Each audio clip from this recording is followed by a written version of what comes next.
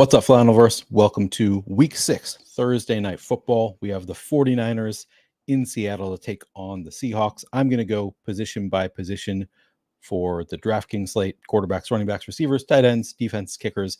At the end, I'll take some questions, try playing around with lineups a little bit on DraftKings. I've also been doing a short segment after I go position by position, just a quick look at FanDuel. I know that we have a few people who play exclusively on FanDuel or play enough FanDuel that they want to hear my thoughts there as well. So I'll do that after I go position by position, just take a quick look at ownership, prices, etc. on FanDuel. But we're going to do most of the analysis that I do here is going to apply to both DraftKings and FanDuel, but going to be looking to start. I'll be looking at ownership and such for DraftKings. While you're coming in, if you would, I'd appreciate it if you would like the video, subscribe to the YouTube channel, all of that good stuff.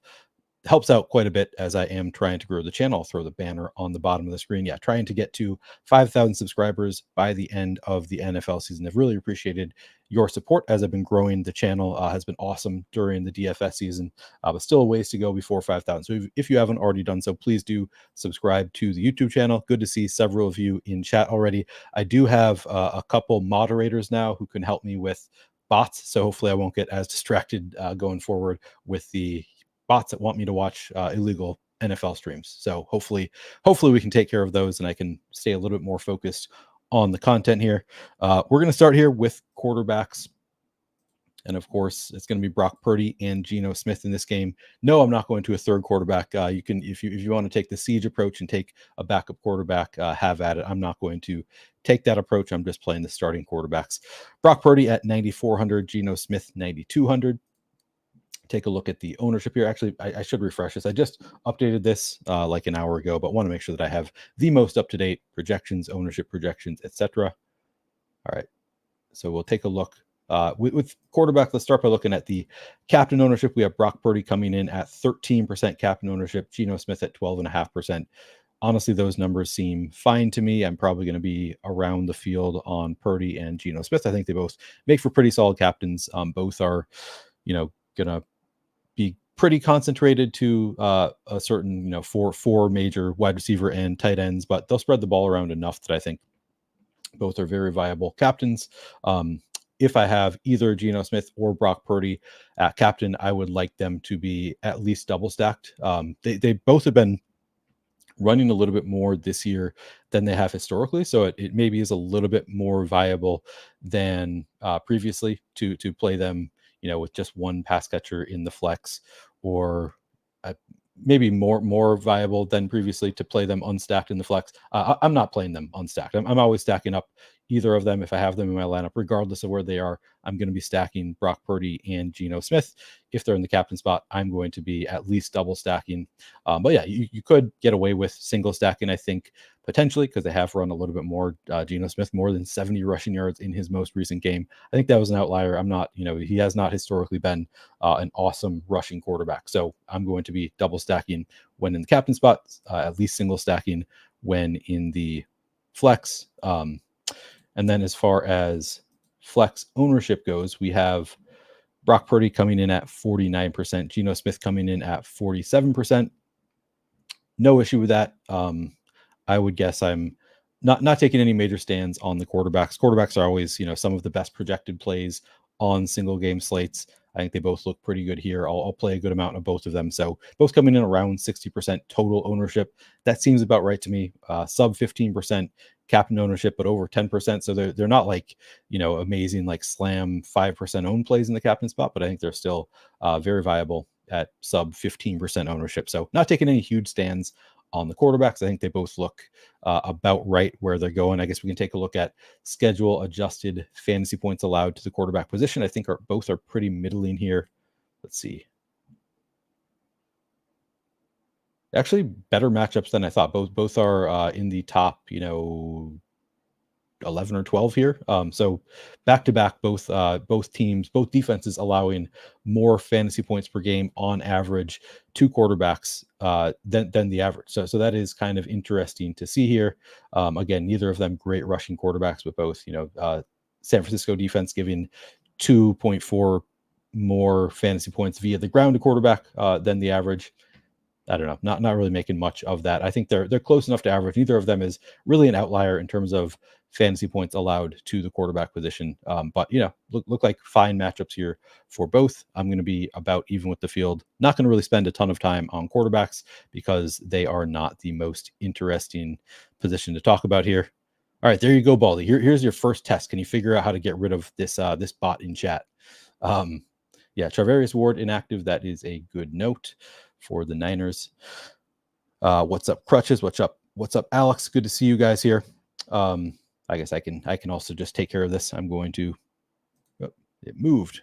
Oh, okay. It says they're gone. Okay, maybe I haven't had somebody else do it for me when I'm in StreamYard before. That's good to know. Okay, so they are out of chat. All right, we are going to move on. I'm not going to spend any more time on quarterbacks. Again, I think it is pretty straightforward. So let's talk about some running backs. Pull up running backs here. Okay. Kenneth Walker, Jordan Mason project very, very similarly. Kenneth Walker, 9,800. Jordan Mason, 10,200. Both projecting 17 or so fantasy points. On Roto Grinders, also, let's see, Walker projected 17.5. Jordan Mason, 18 fantasy points. So they project pretty similarly.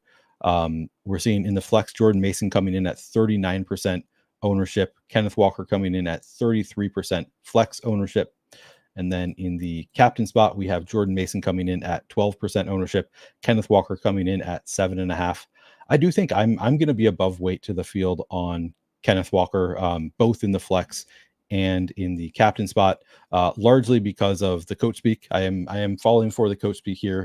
Who knows how much we can rely on it, but head coach, offensive coordinator have both been all week just repeating over and over how much they want to get the ball to Kenneth Walker. I think maybe Mina Kimes tweeted out maybe Mike McDonald showed up with a hat or a shirt that said "Run the damn ball," something like that. I just saw that today, but that's just again throughout the week. Mike McDonald, we definitely need to get the run game going. We need to get Ken Walker the ball more. On the next day, Mike McDonald, we all know we need to run the ball more. We have to create more situations where we can run it as well. Ryan Grubb, offensive coordinator, 2 days ago, we got to get the ball to Kenneth Walker more. We leaned on the wrong thing last game. I think if we had gotten Ken 10 to 15 more touches, things look different. We're not running the ball as much, and so the play action isn't as believable. Establishing the run is critical to a lot of things. Like all of the coach speak suggests that they want to use Kenneth Walker more. He's been targeted 13 times over the past 2 games. So not historically like an amazing pass catching running back, but 13 targets over the past 2 games. That is pretty promising. I'm going to lean on Kenneth Walker. I think that is going to be one of my bigger stands on the slate. Is I'm going to be overweight to the 7.5% captain ownership for sure. I think I'm probably going to set a minimum of like 15%, maybe 20%. I think I really am just going to lean into Kenneth Walker captain. But also in the flex, Kenneth Walker coming in 33% ownership. I don't really understand it when he is he's cheaper than Jordan Mason projects, just a little bit worse than Jordan Mason. Jordan Mason getting much more ownership. So I'm going to lean more into Kenneth Walker. I guess I'll get through the Seattle backs first, and then we can talk about the San Francisco backs. Kenneth Walker being the big one. I just wanted to point that out. And then schedule adjusted fantasy points allowed to the running back position. Again, pretty middling game here. Matchup here for Kenneth Walker looks like about just like right in the middle of the field in terms of schedule adjusted fantasy points allowed to the running back position by San Francisco. And then Seattle, just a couple spots. They stop the run slightly better, but it is really, really marginal. Not something that I really am going to read into too much. Seattle allowing 1.4 fantasy points per game fewer schedule adjusted than you would imagine, and then San Francisco 0.3. So really negligible difference there. Pretty middling matchups for both running games. But I love the usage for Kenneth Walker. I love the 13 targets over the past 2 weeks, bringing that kind of passing game into his game really helps Kenneth Walker. And then having the coach just really all week beating the drum. We want to get Kenneth Walker involved more. We want to establish the run, and they're using it by name. They're not just saying we want to run the ball more. They're saying specifically we want to get Kenneth Walker the ball more. So to me, that is very bullish. Not getting that much ownership. I am going to lean into it. I'm going to be playing a good amount of Kenneth Walker. Outside of Kenneth Walker, it is obviously Zach Charbonnet there for Seattle. He is 3,400, projects pretty well. as we go through the slate, you'll see like there are not many great value options on this slate, like not that many viable players below like 4,000. Zach Charbonnet is definitely one of them. He is probably my favorite play below $4,000. Projecting for, let's see, Charbonnet. Here we go. So over 8 fantasy points here at RotoGrinders, 23% projected flex ownership. I like those numbers for Charbonnet. Again, right around 8 fantasy points here on fantasy points as well. So the projection about the same both places, projected to be owned by less than a quarter of the field. He also has not gotten a ton of carries over the past couple of weeks, but he has been targeted 10 times over. So since Kenneth Walker came back 2 weeks ago, I kind of singled out those 2 specific games because we had a couple games in there where Kenneth Walker was out, Zach Charbonnet played. So just looking for the past 2 games, 4 carries and 10 targets for Zach Charbonnet. So some standalone value there. I think the carries were an outlier on the low side for Charbonnet too. I think he is more likely to get more carries. I don't think he's going to get like 0 carries. They do involve him in the game a bit. So and then 10 targets. If he gets 5 targets this game at 3,400, that is going to look really good. So yeah, I have interest in Zach Charbonnet as well, really leaning into the Seattle running game. I would be willing to play both of them together. Again, a total of 23 targets for the 2 of them over the past 2 games. That is really promising to me. I guess we can take a look at the bell cow report. Make sure I'm getting my numbers right here as I'm saying that. I'm like, am I wrong about this? No, I think that I have these numbers correct. Yeah, Zach Charbonnet, 2 rushes in week 5 and 2 rushes in week 4. Yeah, so I'm correct as far as 4 total carries, 4 targets in week 5. Only 5. Okay, so I thought he had 6 targets in week 4, so he has 9 total targets, not 10. Regardless, plenty of targets. And then Kenneth Walker, 8 targets in week 5, 5 targets in week 4. So 22 total targets for the 2 of them over the past 2 weeks. You can definitely play them together. The team again keeps saying they want to establish the run. I think you can lean into Zach Charbonnet and Kenneth Walker both. I think you can play them in the same lineup. I will probably be above weight to both of them. Walker, obviously the bigger priority of the 2 of them, but I do have interest. Charbonnet will be above weight to the field as well. I don't know if I'll play any Charbonnet at captain. I guess we can take a look at the ownership here. I'm guessing it's going to be pretty low. Yeah, Charbonnet down at 3% projected ownership at captain. That seems about right. Not taking any kind of stand there. Not sure he'll make it into my captain pool, but I think that he would be fine. Okay. Appreciate you, Brandon, doing good work there as the moderator. All right. What are we saying? Yeah, thank you for the reminder, Sean, to like the video. I guess I already gave that reminder also. But yeah, please do like it if you haven't already done so. Let's move on. Actually, let me close off my. I bought a new desktop the other day, and I now have my desktop set up, and I was planning on using it for these streams, but I don't have a monitor that works for it yet, so I had to the cord doesn't plug in right to my new desktop, so I cannot use it yet. But it was playing my YouTube, and I could hear myself, and it was really distracting for me for a second. So yeah, okay, let's move on. San Francisco running backs here. Jordan Mason going to be pretty chalky. Projects a little bit worse actually at fantasy points than Kenneth Walker, so that's interesting. He actually projects worse than Kenneth Walker at fantasy points. Projects a little bit better at RotoGrinders, so you can kind of see the range of projections here. Jordan Mason projected for 12% ownership at captain, and in the flex projected for 39% ownership. So good amount of ownership going to Jordan Mason. Not really involved in the passing game. Actually, let's pull that up here in the bell cow report. We can look at the full season here for Jordan Mason. Just 8 targets on the season, and he's been the starter every game this season. So 5 games, just a total of 8 targets, less than 2 targets per game.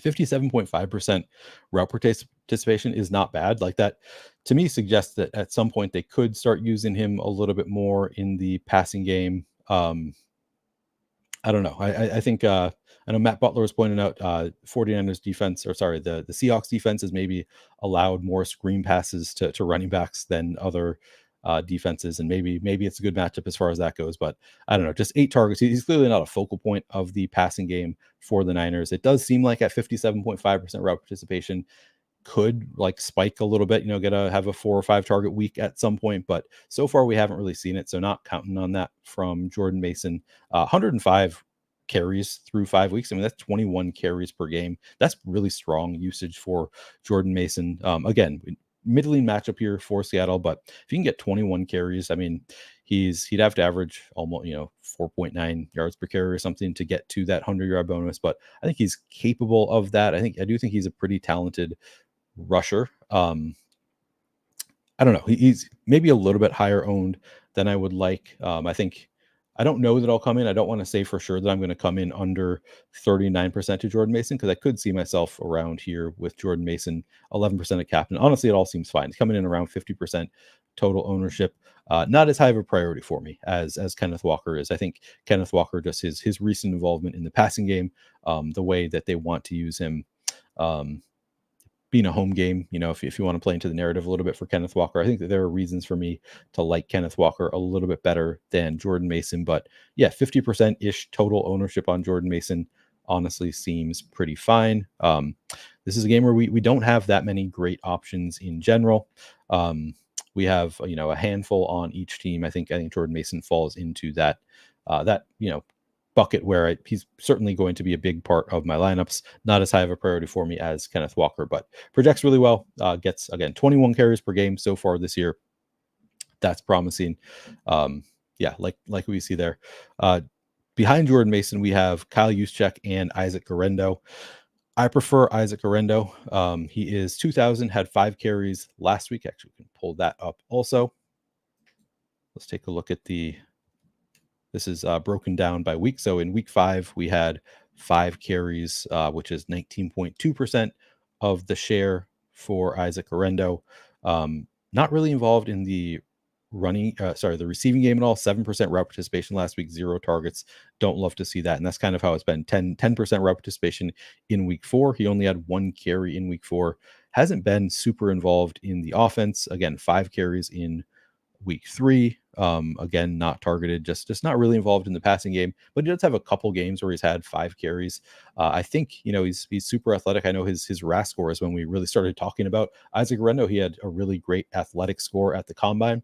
I might be mixing up terms here, RAS and the combine, but his athletic score at the combine was really, really good. Was one of those I was like, yeah, this guy could be a legit NFL running back after his combine athletic score. So I think, with 5 carries, maybe he's capable of putting up a score that you want at 2,000. But what you really like about Guerendo is I think he has contingent upside in multiple ways. So I think he has some standalone value. 5 carries, that could spike to 8 carries in a week. That's not. I don't think that's a cap necessarily. Could see more. Could certainly see less. He had, again, 1 carry in week 4. So there's no like guaranteed standalone value there. But I think we've seen 5 carries 2 different times. This is rookie year.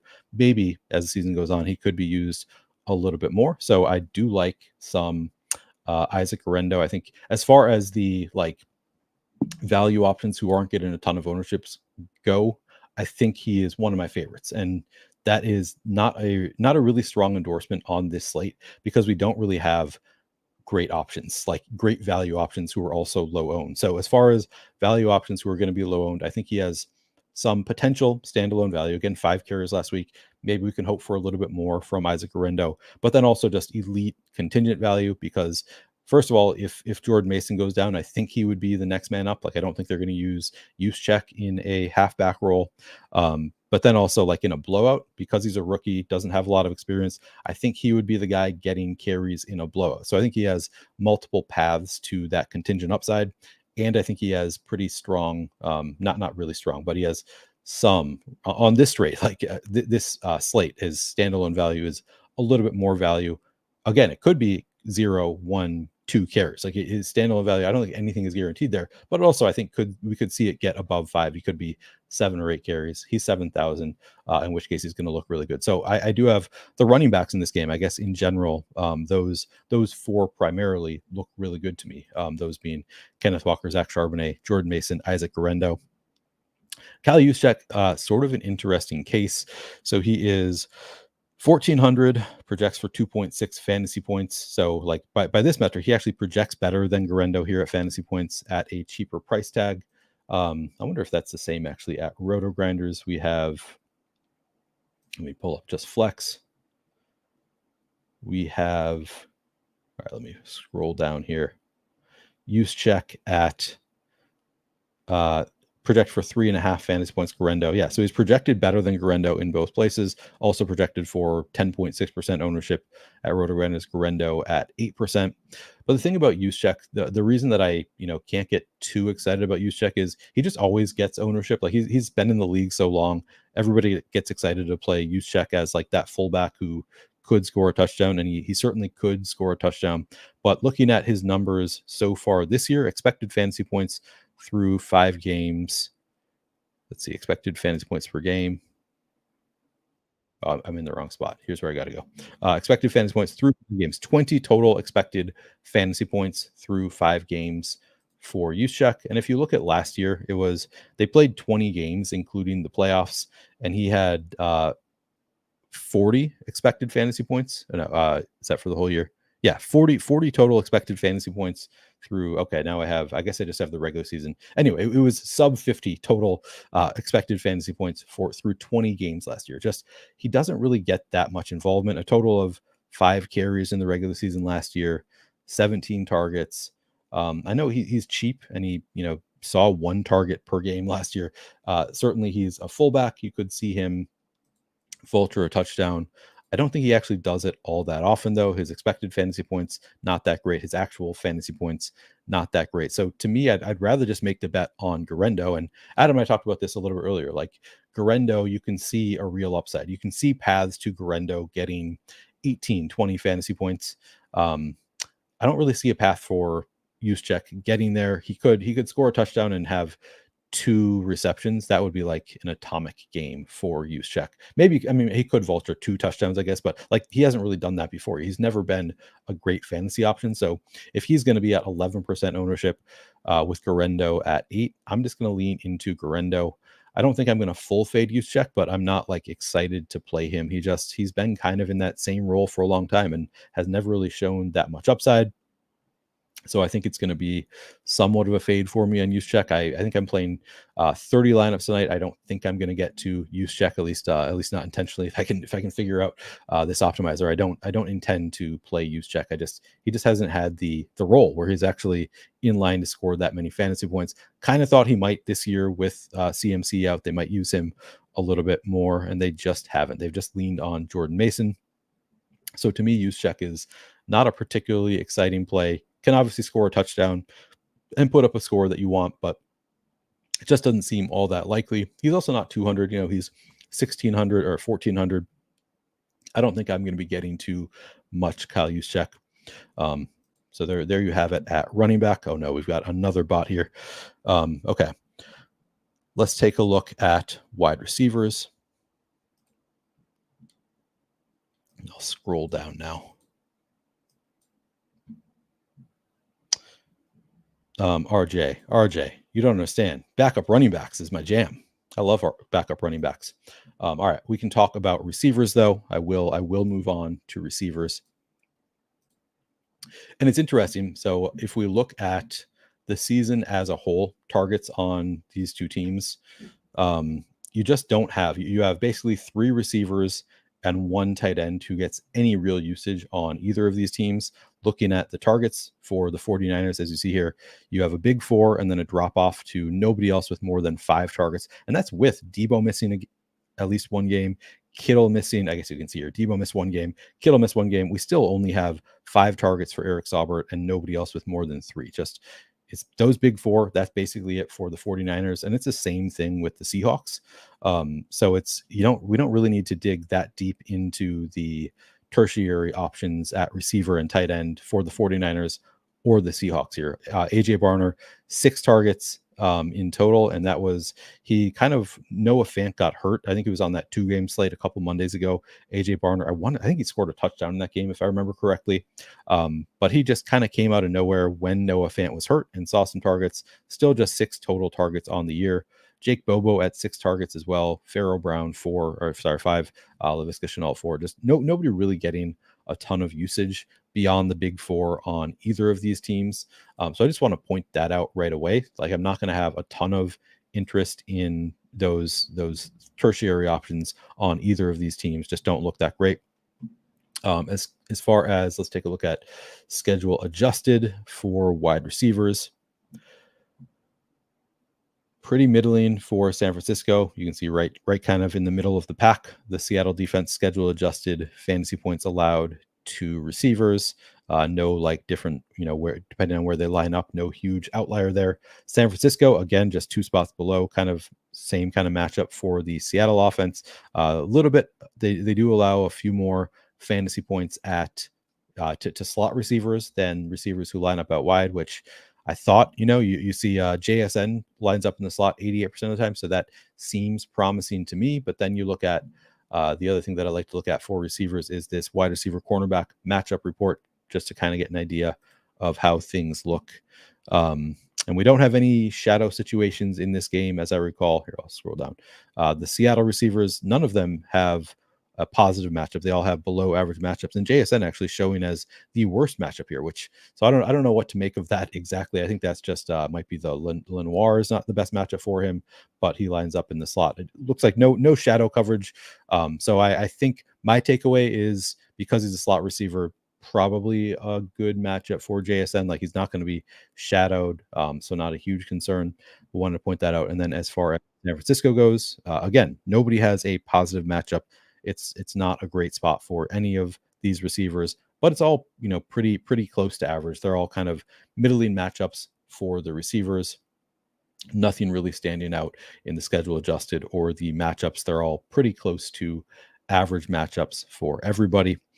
Deebo Samuel projects the best of the group, 16.3 fantasy points at 8,800. I guess we can start with the Niners side. Let's take a look at the ownership. At captain, we have Deebo coming in at 8.4% ownership. Really like that. He also is involved a little bit in the rushing game. We've seen, kind of off and on, sporadically used in the running game as well. So RJ says 49ers got a lockdown nickel corner. JSN worries me. Yeah, it's interesting that they have allowed more fantasy points than you would expect to slot receivers. Maybe it's not that great of a matchup. This is a good call out. Eddie says Charvarius Ward out would be a bump to Tyler Lockett. Once we get to the the Seahawks receivers, that is a good call out there as well. But 49ers side, I like this 8% ownership for Deebo. Not really involved last week at all. That was pretty shocking to me how little they used Deebo last week. Seemed like it set up well for him. But I think the price tag is low enough. The ownership is low enough that I'm going to lean into Deebo at captain. I'll be over 8% for sure. Hope that, they just use him more in the running game. Really hope that they use him more in the passing game, because obviously those PPR points help out quite a bit. I like Deebo quite a bit at captain at 8%. I'll be overweight to that. And at flex, we have Deebo coming in at 33% ownership. That seems fair to maybe potentially a little bit light. I think I might be over that as well. Deebo, definitely a player that I'm leaning into a little bit for the Niners. Ayuk, 8,400 coming in at 34% ownership. So he's getting more ownership despite being more expensive than Deebo. I think I'd be more inclined to lean more into Deebo than Ayuk. But again, kind of splitting hairs here. Ayuk, obviously a solid option also. And then at captain, we have Ayuk coming in at 11% projected ownership. So again, just getting a little bit more ownership than Deebo. And I think I like, in a vacuum, if they're the same price, getting the same ownership, I think I have a slight preference for Deebo. So I think I'm going to kind of flip it, like not take a huge stand. I don't want to take some huge anti-Ayuk stand. I think he's a really, really talented receiver, should get some looks here. But with Deebo coming in, I also think Deebo is a really, really talented receiver who is also used in the running game. So I'm going to lean in more into Deebo than Ayuk. Chest hair is out. I had to get rid of the flannel. It is 80 degrees in Minnesota on October 10th. So I had to take the flannel off for this one. So got the V-neck going. Juwan Jennings. Let's just I guess we can take a look at the season-long stats for the 49ers. just to take a look at the usage. So Ayuk actually does lead in terms of route participation, 87.6%, targets 34. So Ayuk the leader in both of those. Samuel at 83.1% route participation, just a little bit behind Ayuk. 26 targets on the year, but he's missed a game, so the target share is actually 20.5%, just barely trailing Ayuk by a little bit. And then he also gets that running game usage that's not there for any of the other receivers here. So Debo's usage, it's not quite as great as Ayuk in terms of route participation, target share. He trails Ayuk just a little bit, but when you factor in the running game, I think the usage is just as good for Debo. So slight preference for Debo, but I don't want to make it sound like I'm not interested in Ayuk or I have some like huge stand here. But coming in a little bit lower owned, I'm gonna be in on Debo just a little bit more than I am on Ayuk. And then Juwan Jennings, kind of pretty interesting to me. So this is for the season, 66.7% route participation. But even looking at the most recent games for Juwan Jennings, it's not bad. So here, I'll sort by week here. In week 5, Juwan Jennings, 63.4% route participation. In week 4, Juwan Jennings, 63.3% route. So basically the exact same route participation each of the past 2 weeks. Pretty solid, 63% route participation. Also a total of 10 targets over the past 2 weeks. So they've been using Juwan Jennings a bit. I mean, 10 targets is nothing to sneeze at for Juwan Jennings. He was a wide receiver last year, wide receiver 3 on this team last year also. So the role has theoretically not really changed. Like I think Debo and Ayuk so talented that the pretty clear wide receiver 3, but it really hasn't looked that way this year. He kind of seems like he's almost on the same level as Ayuk and Kittle. I mean, 63%, sorry, Ayuk and Debo, 63% route participation. So not quite there in terms of the usage, but they've been throwing it to him when he is out there a good amount. So at 4,000 for Juwan Jennings, not getting a ton of ownership. Let's see. In the captain spot, we have Juwan Jennings coming in at 3% ownership. I think I like that. I think I'll probably be maybe slightly above that. I'm not going to like super lean into Juwan Jennings as a captain, but then 23% flex ownership on a slate where we don't really have great value. Like that is really good to me. That actually if we're including him in the 4,000 or cheaper, I think I like Juwan Jennings just about the same, maybe even a little bit better than Charbonnet. I think it's his standalone value a little bit stronger. So yeah, I have a good amount of interest in a $4,000 Juwan Jennings. I think the usage has been really promising. So yeah, sign me up for some Juwan Jennings. I'll definitely be overweight to the field there. Just got a super chat. All right, let me see. Please make a fat, nasty, chalky lineup. Okay, I'll wait till the end of the stream to make a fat, nasty, chalky lineup. Side question, have you ever seen how refs favor a team by like 60 to 70%? Do you consider that for each game? I don't factor in refs at all. I mean, I wouldn't know how. Like maybe there are reports out there about how specific refs have biases against certain teams. But yeah, I don't factor in refs at all. It's not something that honestly I've ever thought about. Maybe that's a way to find another little micro edge. Maybe there are people who do it. But I'm not aware of any pros that I know factoring in refs. Yeah, not for me a big thing. Yeah, you could try to find a little edge there, but yeah, not for me. Appreciate the super chat. Always good to get. Thank you.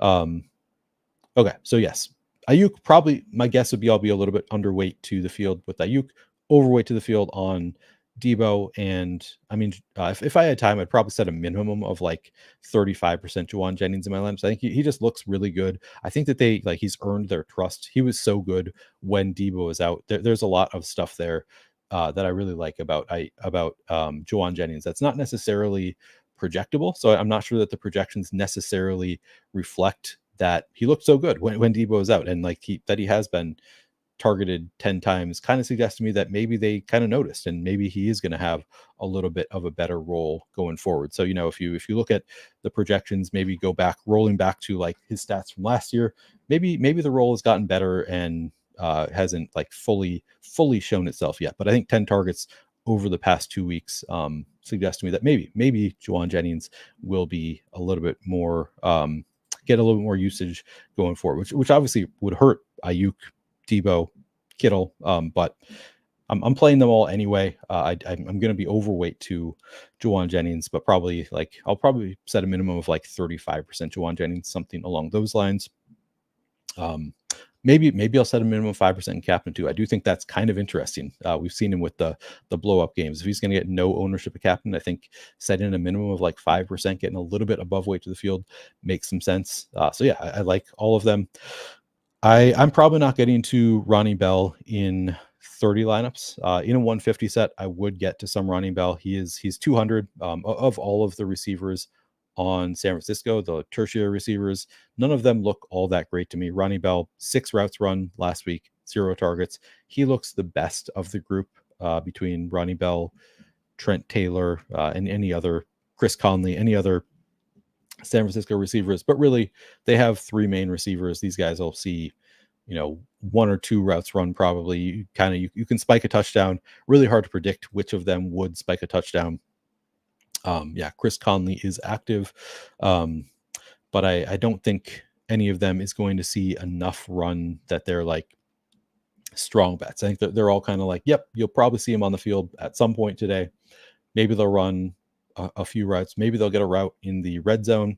If they score a touchdown and you don't have them, game over probably, but it's pretty unlikely and difficult to predict. So I'm probably just leaning into the 3 main receivers on the 49ers. I don't think I'm going to get to Ronnie Bell. And then on the Seattle side, DK Metcalf, the highest projection. He is 9,000. JSN projects a little bit, 3 fantasy points worse at 7,000. And then Tyler Lockett, just 5,400, projects for 9.8 fantasy points. As noted, Ward is out there for the Niners, so that does boost the matchup a little bit for Tyler Lockett. Actually projects for nearly 11 fantasy points here at Roto-Grinders, so that's notable. DK Metcalf, 16 fantasy points, and then JSN at 12.5. So a little bit closer here between JSN and Tyler Lockett. $5,400 price tag on Tyler Lockett does kind of stand out as pretty reasonable. I like that number for Tyler Lockett. At captain, we have DK Metcalf coming in at 8% ownership. I like that. I'll probably get on top of 8% DK Metcalf. Tyler Lockett, 6.5% ownership. I'll probably get on top of that also. JSN, 5% ownership. I'm probably going to be overweight to all 3 of these star receivers. Probably, let's see, if we sort by projected ownership at captain, who am I going to get away from?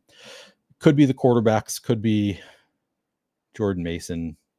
I don't know if these are the guys. It's probably more likely that I'm just going to cut out some of the, I'm not going to get to, Garendo, 0.5% owned. I'm probably not getting there. I don't know if I'm going to get to Noah Fant at captain, Zach Charbonnet. Maybe I will. I don't know. Who am I going to cut out to get above weight on every player that I want to? It's probably the quarterbacks.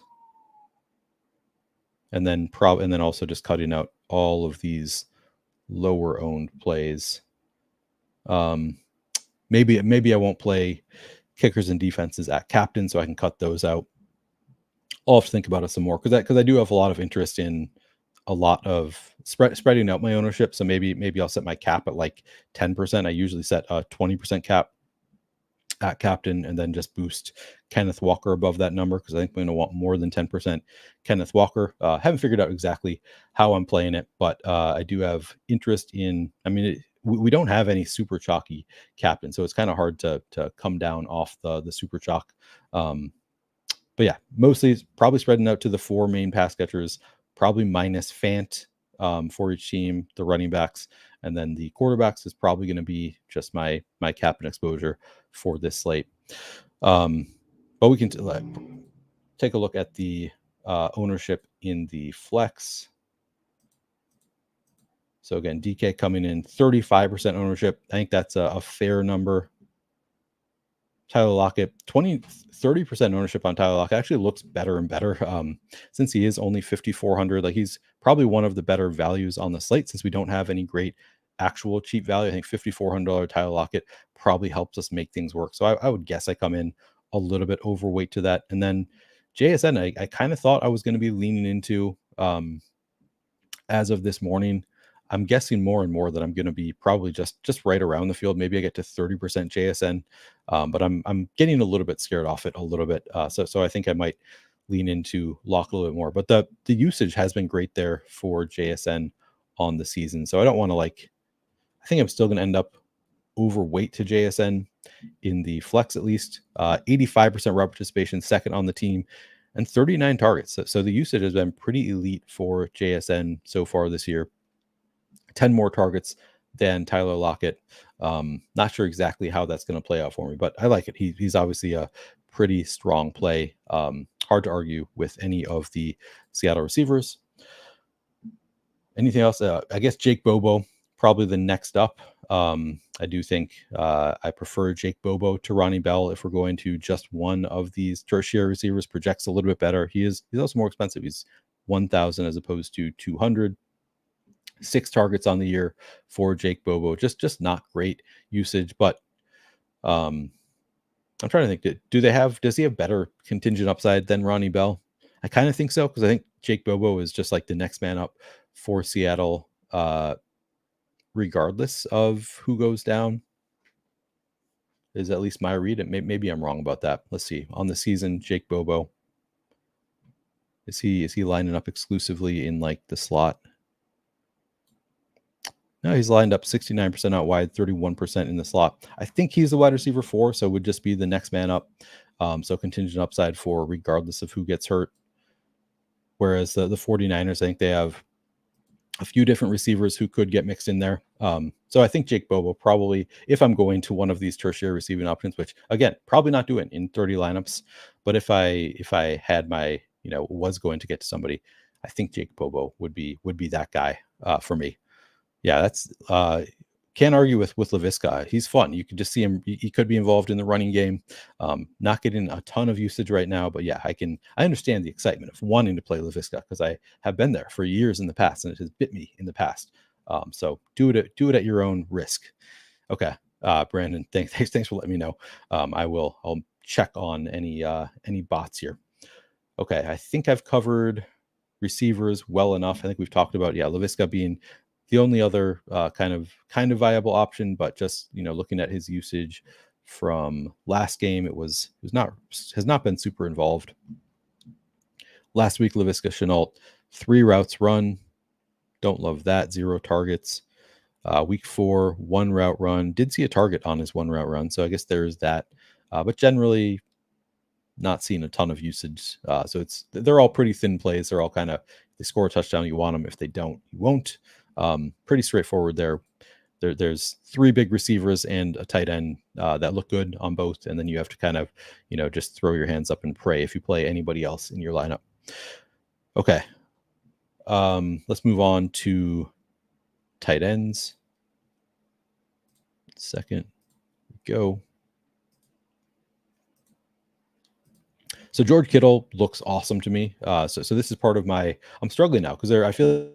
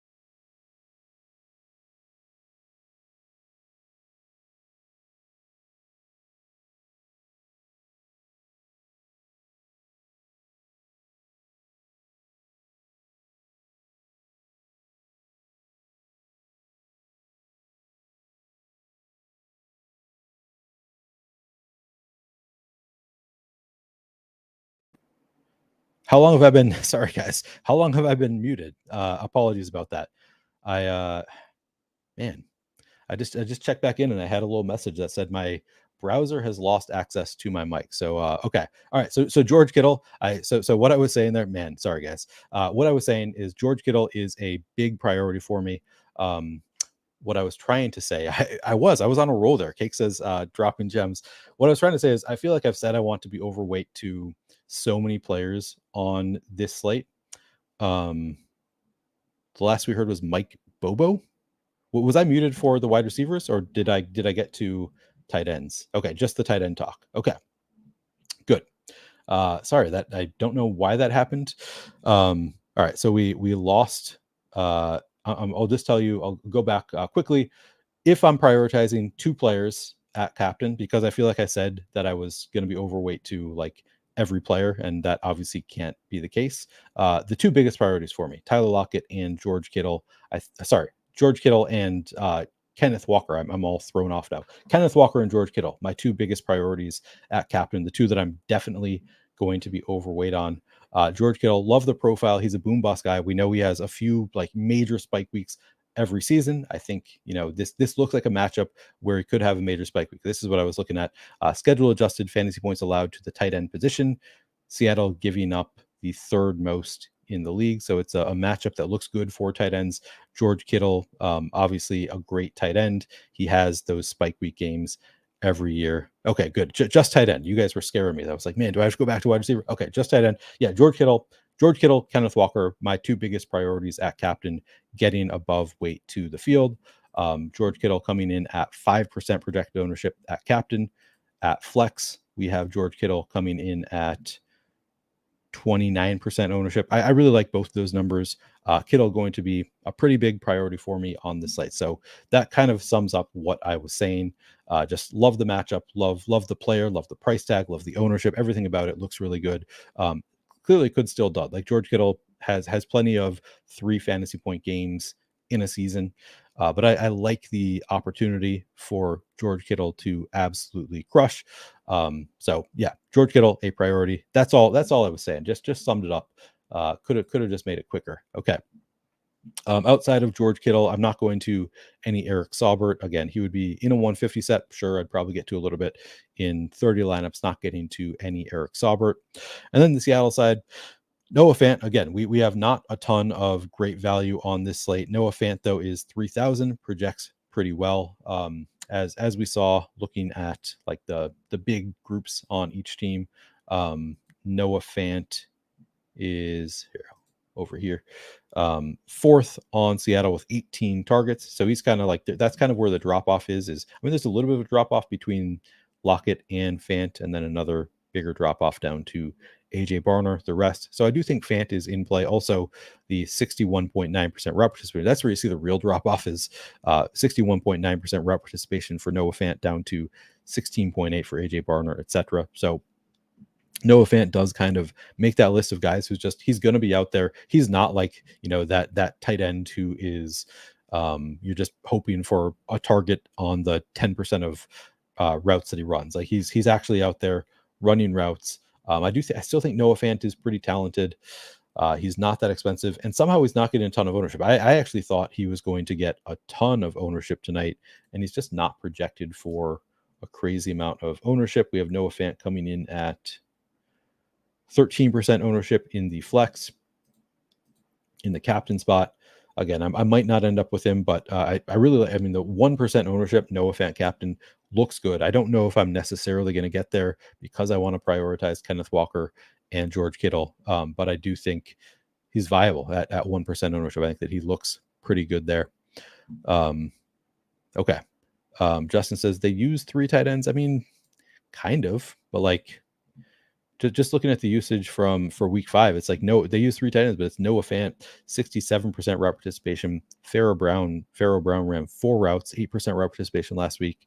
And then where is he? Barner. Oh yeah, 5 routes run. So 10% route participation. So like they use 3 tight ends, but it's still like Noah Fant is getting the bulk by far. 3 targets last week.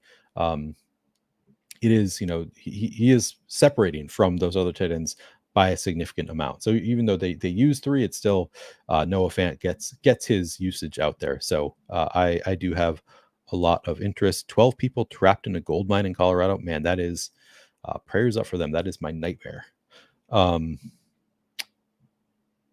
Yeah, Noah Fant looks great. Pharaoh Brown, AJ Barner kind of fall into that backup tight end bucket where they're probably not going to see a ton of usage. They might score a touchdown. If they score a touchdown, they're tight ends, so they're a little bit bigger, maybe a little bit more likely to score a touchdown. I still think I probably preferred Bobo either over either of the backup tight ends. Probably not going to get to either of them. So, yeah. I don't even know what the stories are, or if that's a true thing that Jack said. So not going to talk about that too much. Just seeing Jack say it, but that sounds terrible. Yeah, probably not playing Barner or Brown. A lot of interest in Kittle. Going to be overweight to Noah Fant. It's interesting. Adam was saying that the Noah Fant 13% ownership was like right in line, I think, with his optimal rates that he was seeing, which kind of surprised me. I would have thought that it would be a little bit higher than that. So to me, it seems a little bit low. I think I'm probably going to be a little bit over that, but worth noting that the Sims aren't really bearing that out. It seems about right for the Sims. So, maybe not the spot that you should be prioritizing, but I think I'm going to lean into it just a little bit, just because I'd rather go there than to one of these backups who's just not going to be on the field much at all. I'd rather just take a shot on the guy who, if he's 13% owned, take a shot on the guy who is out there for a majority of the routes, who is targeted some each game. So yeah, I like Noah Fant quite a bit. And as far as, I guess I could pull up schedule adjusted for tight ends, I don't think it stood out as a great match. Yeah, it's kind of a below average matchup for Fant. Not all that off of just being pretty average matchup for Noah Fant. Doesn't really skew things for me one way or another. And then defense and kickers, I'll pull that up. Take a look at the ownership here. It's not a ton of ownership going to defenses and kickers.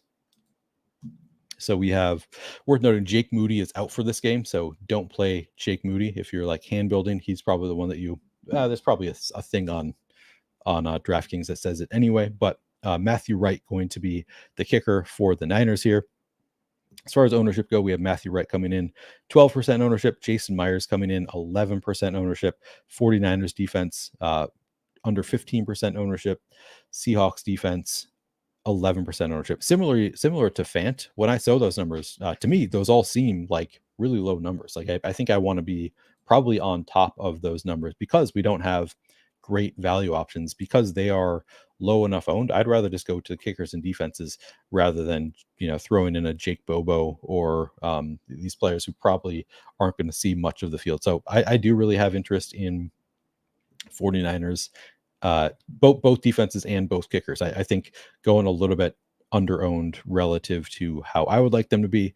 As far as it's always tough to predict defenses and kickers. That is the downside, is they're not as predictable. Usage week to week is going to change quite a bit. So it's hard to know which ones to play, but I'm probably going to be overweight to all of them, probably at least 15 to 20% on each of these. I think probably if I were going to lean into one, it would actually be Seattle's defense. If I'm leaning into one of the defenses, I think probably the Niners have the better defense, but it's a home game for Seattle.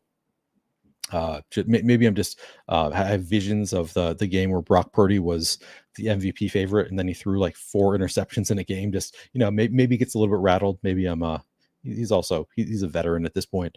Very good quarterback. I think he's proven himself quite a bit. But in Seattle, tough stadium to play in. Maybe I'll lean into the Seattle defense a little bit. But I think they're all pretty good, pretty under-owned. Okay, good. I got scared. Matt said, is he muted? Yeah, Devin, yeah, you're right. He's probably just a little bit behind. Yes, I was muted. Okay. Outside of defense kickers. Oh yeah. People wanted to talk about FanDuel just a little bit. So let me just touch on FanDuel and then I'll build some DraftKings lineups. Just take a look at the MVP, the different ownerships, who I like there. So at MVP on FanDuel, Jordan Mason getting the most ownership. I mean, it's the same. Kenneth Walker, 10% ownership. I love that number on FanDuel. That will be a priority for me. DK Metcalf, 5.5%. That looks really good. George Kittle, 3% projected ownership on in the MVP spot on FanDuel. Yeah, I think I'm probably going to lean more into, or I would. I don't know if I'm going to have time to make any lineups, but I might. If I hand build lineups, I'm probably going to make them with George Kittle at captain, DK Metcalf, Kenneth Walker. If I make 3 lineups, those are probably the 3 who are my MVP on FanDuel. Maybe Deebo Samuel next, but I'd get away from the chalkiest plays there.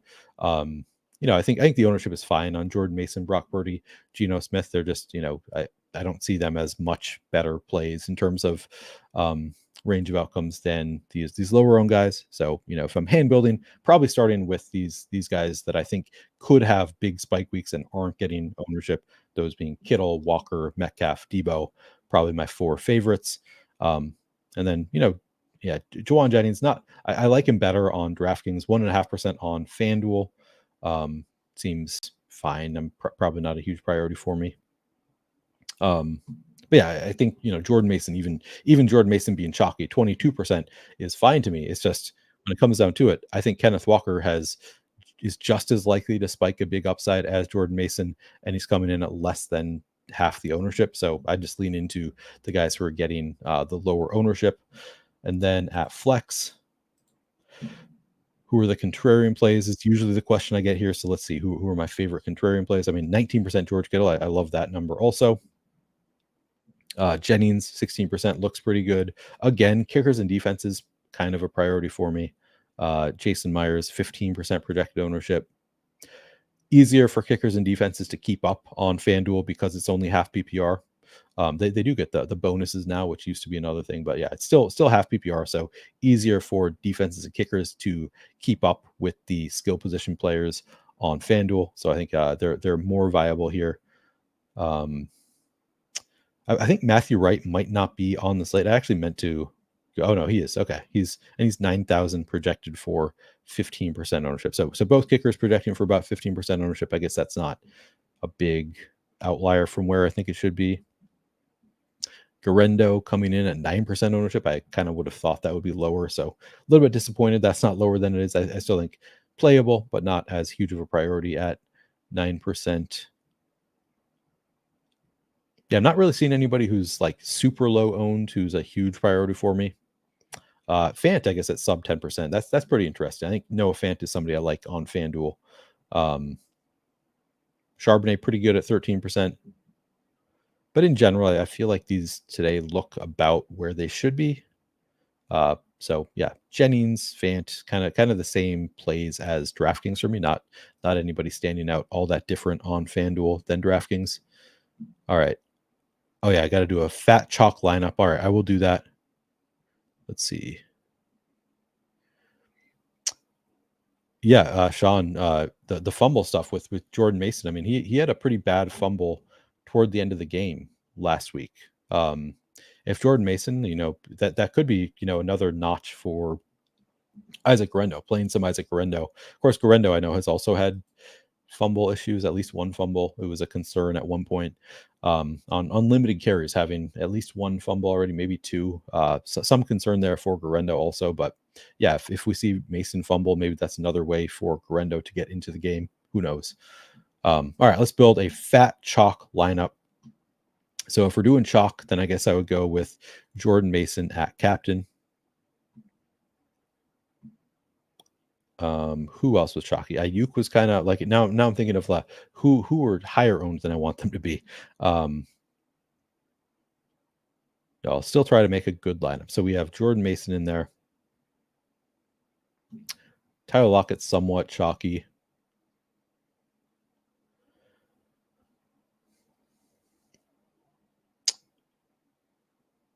Ayuk a little bit chalky. We don't have really like chalky cheap plays. I guess Charbonnet at 3,400 getting owned by about a quarter of the field is chalkier for a cheap option. And then we could throw in one of the quarterbacks. Yeah, I guess the quarterbacks. If we're going chalk, we go Purdy, And then we would want to throw Geno Smith in there, but we can't do it with this one unless we go from Ayuk down to Kittle. We'd have 9,100 left. Still be $100 short if we did that. So what else could I do?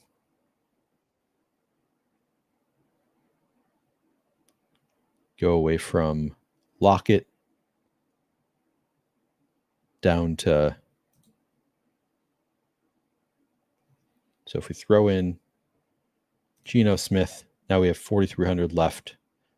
49ers defense. There you go. Jordan Mason with the 49ers defense. You got Geno Smith with, we don't have just Zach Charbonnet would be the stacking partner. So that's not the best correlation there. But here's this is not my favorite large field GPP lineup, to be clear, just trying to get a fat chalk lineup in there that looks okay. I think this looks almost okay. I don't love that we have, maybe we take out Ayuk. No, because we need Purdy to be stacked also. So keep Ayuk in there. No, get rid of, here's what we're going to do. Go down to Jawan Jennings. And Ayuk. So now we're double stacked. Okay, and then we take out Ayuk for JSN. So we got both. Wait. I have Geno up here. Yeah, so this I think looks like a pretty chalky lineup. We've got the stack also with Geno and JSN, Purdy with Jennings. Is there somebody I could get chalkier with Charbonnet? I don't know. I think I've spent enough time with probably if we go up from Charbonnet to Myers or something like that. There you go. There's a chalk lineup. This one will be duped. If that's what you're looking for, it's chalky. That would be a good chalky lineup. Looks decent to me. Okay, now let's try a non-chalky lineup.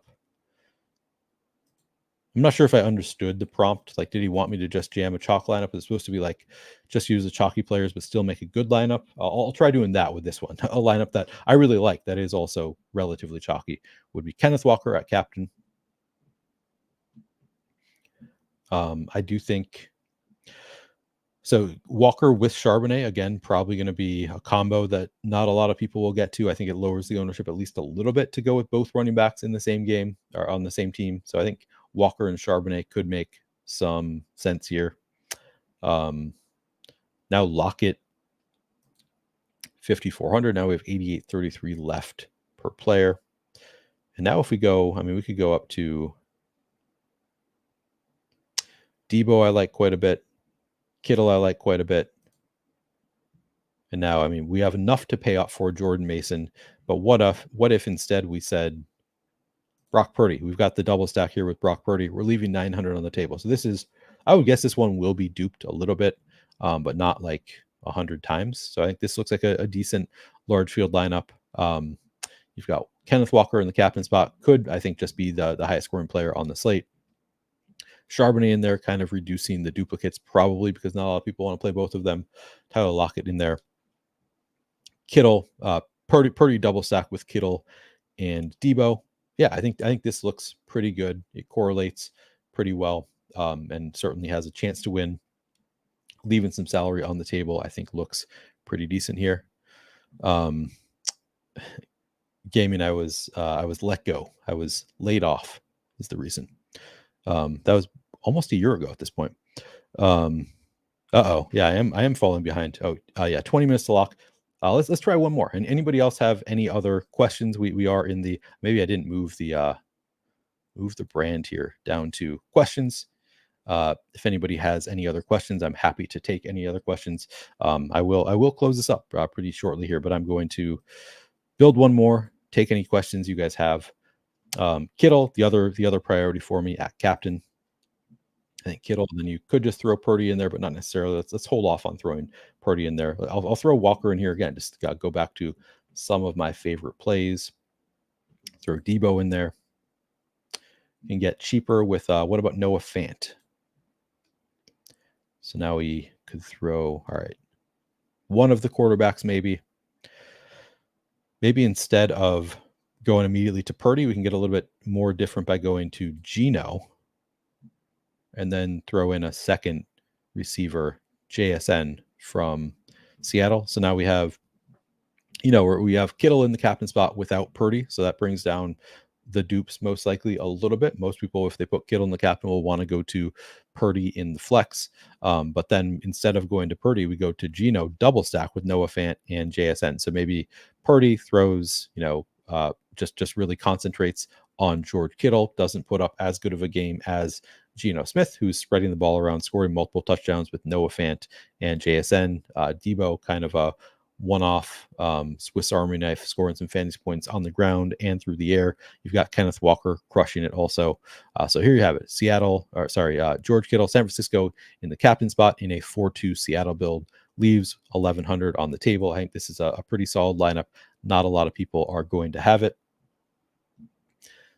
I did chalky. I did that for you. I did a chalky lineup. This is actually a pretty chalky lineup too. Like there's nobody here. I mean, Fant is 13% owned, but nobody is like super low owned in this one. So there you go. That's like chalk plays, but I don't think it's going to be a super duplicated lineup. Can you do a FanDuel lineup, please? All right, let's just see. Let's see. Can I even get into my FanDuel account right now? I can try. Do I have money in my FanDuel account right now?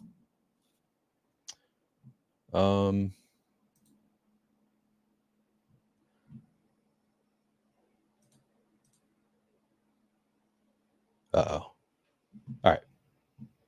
I've still got the stochastic avatar here. That's how little I use FanDuel. All right. Here we go. I'll build a FanDuel lineup real quick. All right. So on FanDuel, I talked about how much I like George Kittle, DK Metcalf, Deebo Samuel, Kenneth Walker. Let's go with a Kenneth Walker in the MVP spot.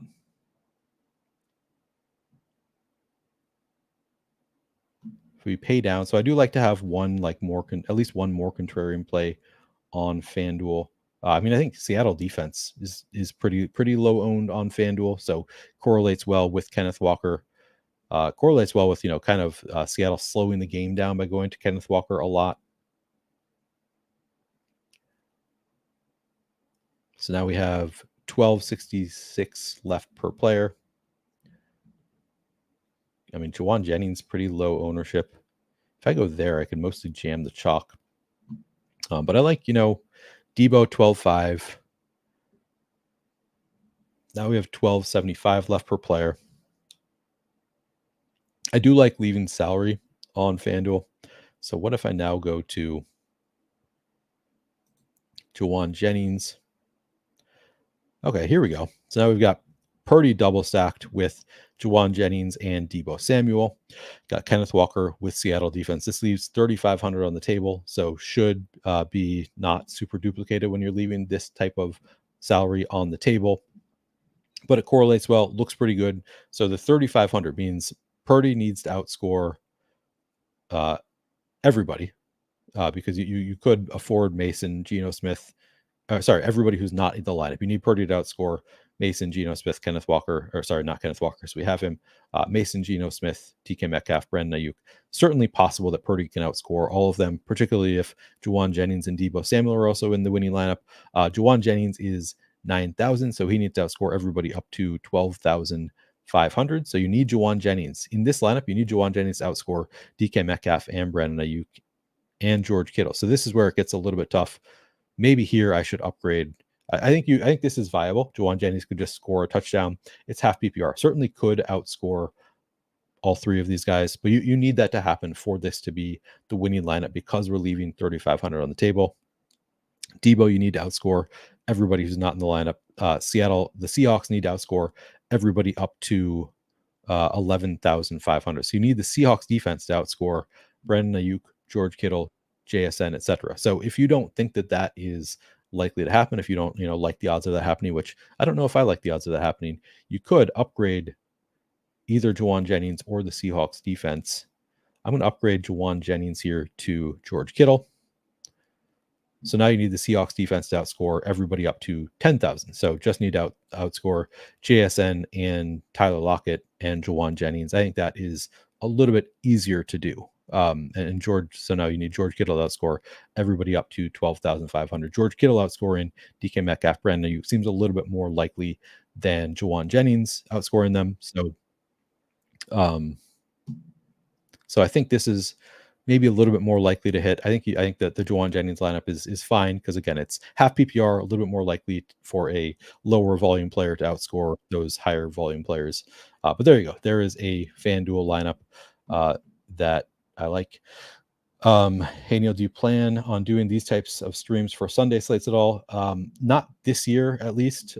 This year I'm doing a Roto Grinders morning show every Sunday, except for this one because I have a wedding that I'm going to this weekend. Most Sundays though, I'm on Roto Grinders Sunday morning, and I do Saturday podcast with Scott Barrett at Fantasy Points. I do a 4for4 podcast with Pat Corain and Davis Maddock. So I do a lot of content on the main slate. I just don't do it on my own channel. That was kind of a balance I had to strike this year, trying to keep my own platform going while getting paid elsewhere. So yeah, not this year on the main slate. Okay. I need to get going to make my lineups. I know you all do too. If you haven't already done so, please do like the video, subscribe to the YouTube channel, comment. All of that is very helpful as I try to grow the channel. Really appreciate you all hanging out with me here tonight. And let's go win some money. Good luck.